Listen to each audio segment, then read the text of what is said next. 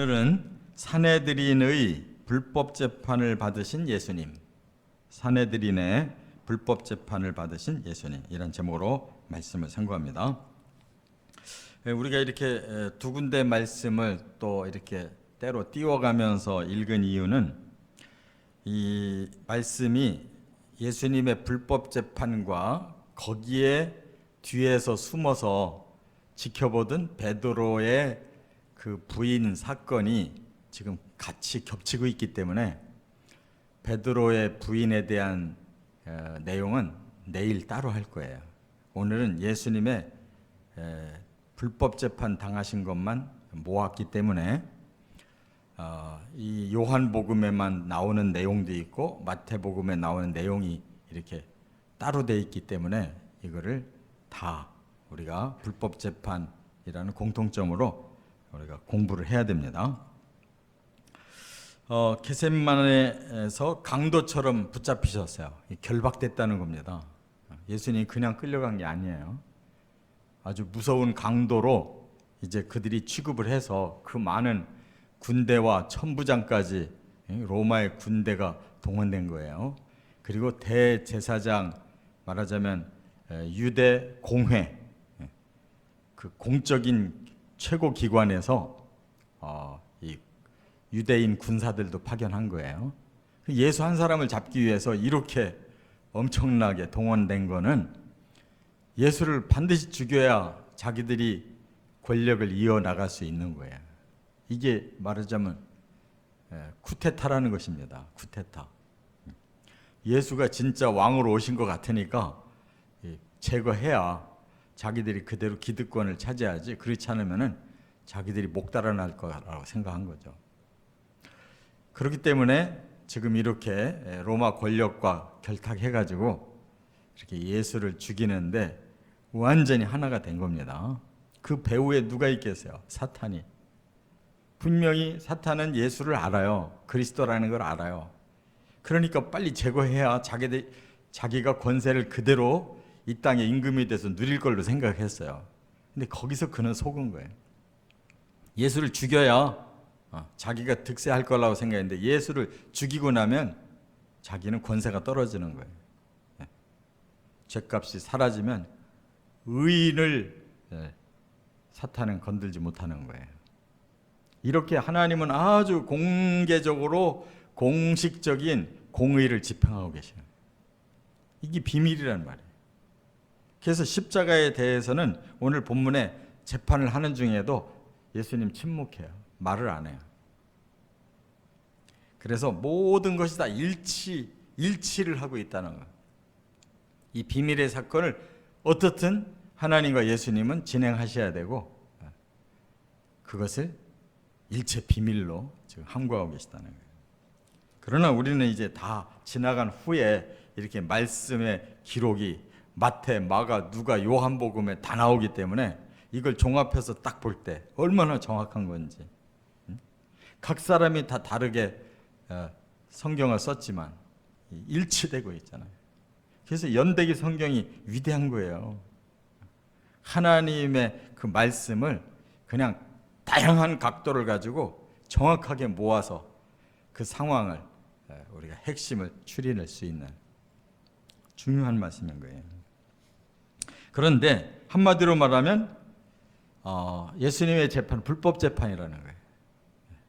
불법 재판. 밤새도록 재판하는 게 그게 불법이에요. 한밤중에 하는 재판은 없습니다.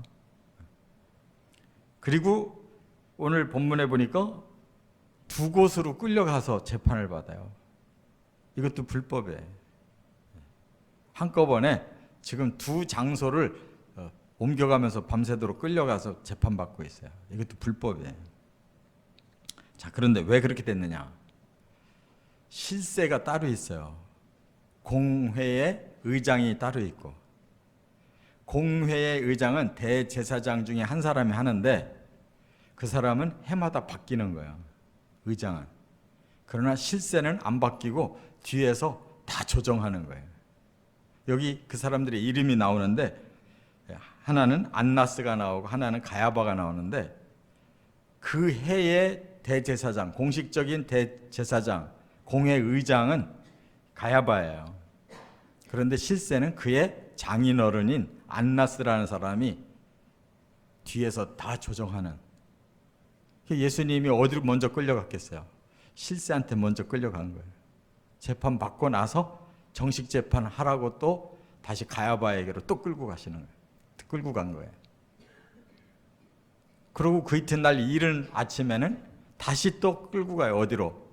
이제는 로마의 법정으로 끌고 가는 거예요. 빌라도에게. 그래야만 사형 언도를 내릴 수가 있는 거예요. 이 유대인들은 그런 권력이 없어요. 자기 민족을 치리하는 권력은 있어도 사람을 죽이고 살리고 하는 그 결정권은 유대 공회에 있질 않아요. 속국이기 때문에.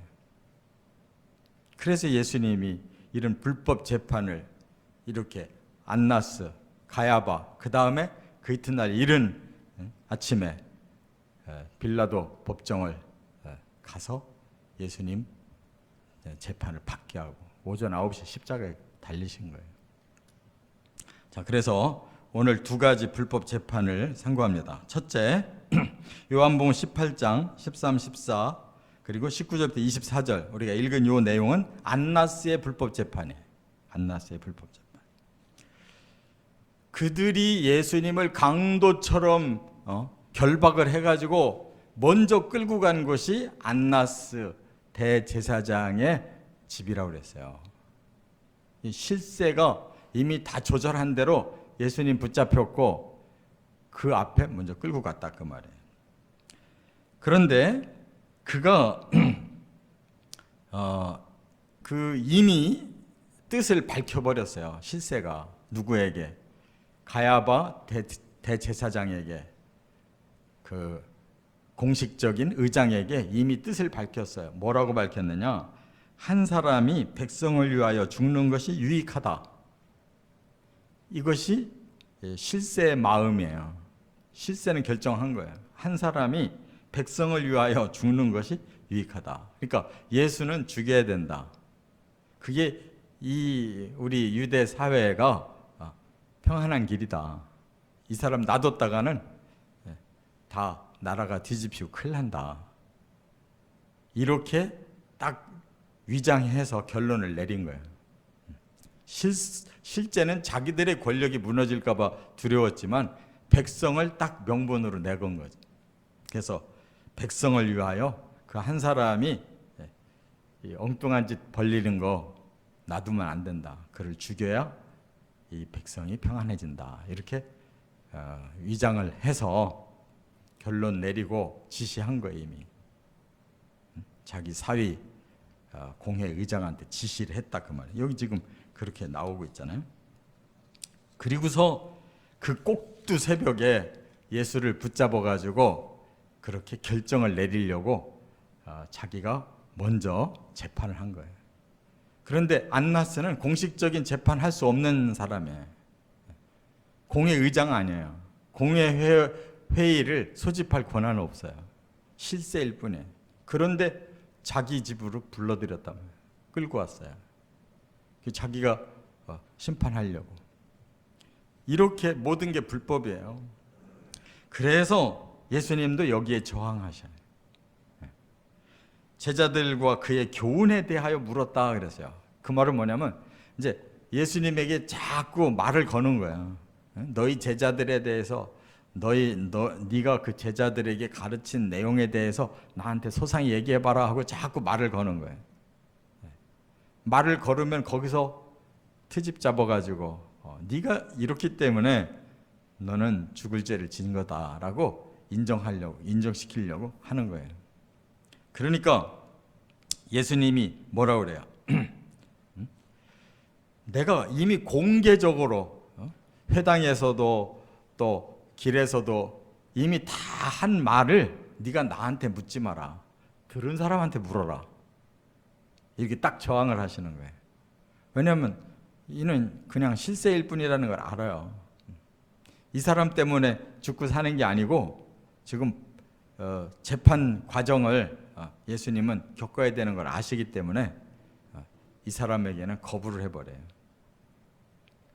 그랬더니 안나스의 그 똘마니가 그냥 예수를 때렸다는 거예요. 네가 대제사장에게 불손하게 행했다. 불손하기는 지가 불손하지. 하나님의 아들, 하나님이 보내신 메시아 앞에서 지가 자주우지하려고 하는 태도가 불손한 거지. 이 사람은 분명히 지옥 갔을 거예요. 틀림없이. 메시아를 죽이는데 가장 앞장선 사람이 이 사람이. 실세로 자기 권력을 위해 예수를 죽이기로 결정하고 그걸 움직여가는 이 사람이 어찌 불손한 자가 아니고 이 사람이 어찌 멸망당할 자가 아니겠냐고. 그래서 더 이상 진행이 안 되니까 자기는 재판 그만두고 이제 공식적인 재판하라고 보낸 거예요. 예수님이 맞았을 때도 또 저항하셔요. 뭐라고? 내가 잘못된 것을 한 것이 있다면 너희들이 다시 말해봐라. 뭘 잘못했냐? 응? 내가 바른 말을 했다면 왜 너희들이 이렇게 나에게 이렇게 대하느냐? 또 항의했었다고요. 그래서 안나스의 입을 막고 이제 옮기도록 된 것입니다. 두 번째, 이제는 마태복음 26장에 나오는 재판이 바로 가야바의 불법 재판이라는 거예요.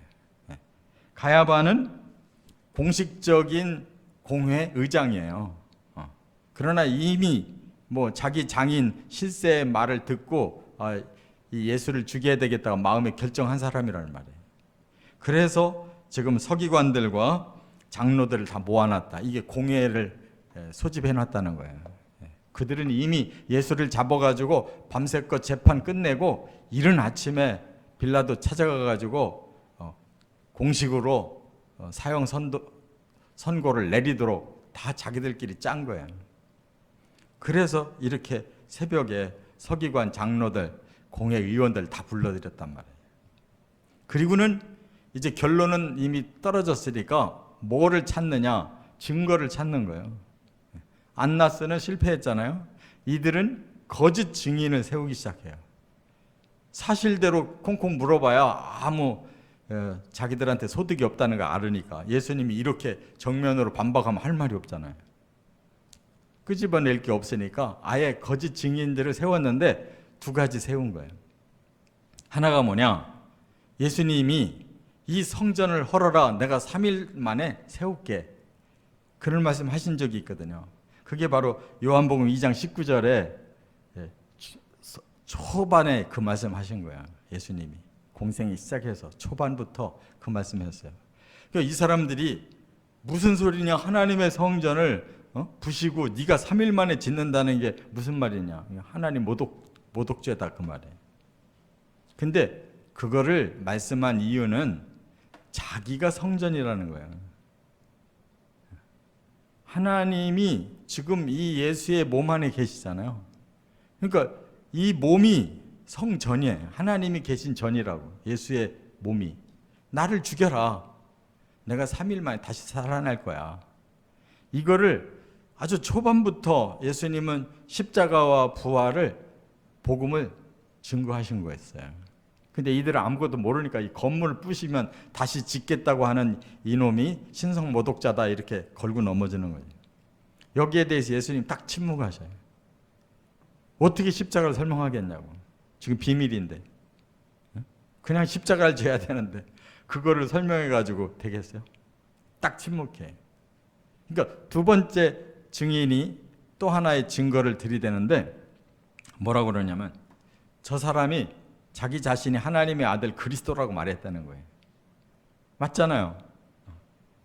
사도 베드로도 그렇게 고백했잖아요. 주는 그리스도시고 살아계신 하나님의 아들이십니다. 그러니까 요나의 아들, 네가 정말 제대로 말을 했다. 그래서 네 위에 내가 교회 세울게. 이렇게 말씀했잖아요. 너는 베드로다. 그러니까 너무 중요한 그 신앙 고백인데 이거를 그 사람들은 뭘로 잡냐면 네가 어찌 하나님의 아들이면 네가 어찌 그리스도냐. 너는 가짜인데. 그래서 신성모독으로 잡은 거예요. 그들은 이미 결론 난 거예요. 예수는 이단인데 하나님 모독했기 때문에 벌을 받아야 된다. 그래서 이제 공회에다가 물어본 거죠. 당신들 생각 어떻습니까? 그러니까 사형입니다. 이렇게 나간 거예요. 그래서 자기들끼리는 사형으로 선고한 거예요. 그러고 나니까 막 사형 당할 이제 그 극한 죄수에게, 악한 죄수에게 막 사정없이 때리기 시작한 거죠. 그래가지고 얼굴에다 침 뱉고 주먹으로 치고 손바닥으로 때리고, 그리스도라면 네가 선지자 노릇을 해야 돼. 우리가 이렇게 막 여러 사람이 때렸는데 누구누구인지 밝혀봐. 이렇게 희롱을 하면서 욕하면서 이렇게 예수님을 자기들이 불법 재판으로 신성 모독자로 처형하기로 결정한 거예요. 그런데 이 모든 내용이 왜 이렇게 되었냐 그 말이에요. 그게 우리들 죄 때문에 그런 거예요. 우리들의 그 모든 죄가 바로 이런 것들이기 때문에 그걸 예수님이 다 떠안고 그 죄인이 돼서 그렇게 십자가에 달려 죽으신 거예요. 이거 못 깨달으면 그리스도인이 아닌 거잖아요. 내 죄가 그 속에 들어있는 거예요. 그래서 내 죄값을 예수님이 다 당하느라고 이렇게 신성 모독자로 사형 선고를 받고 죄수로서 이렇게 모욕과 고통을 당하신 거, 그게 내 죄 때문이에요. 이것이 바로 누구에게도 말 못한 비밀로 하나님과 예수님만 알고 진행하는 십자가의 비밀이라는 거예요. 깨달으시고 우리는 그것이 바로 나의 죄까닭이라는 걸 깨닫고 회개하며 더 그리스도를 온전히 따라갈 수 있는 저와 여러분 되시기를 주의 이름으로 축원합니다.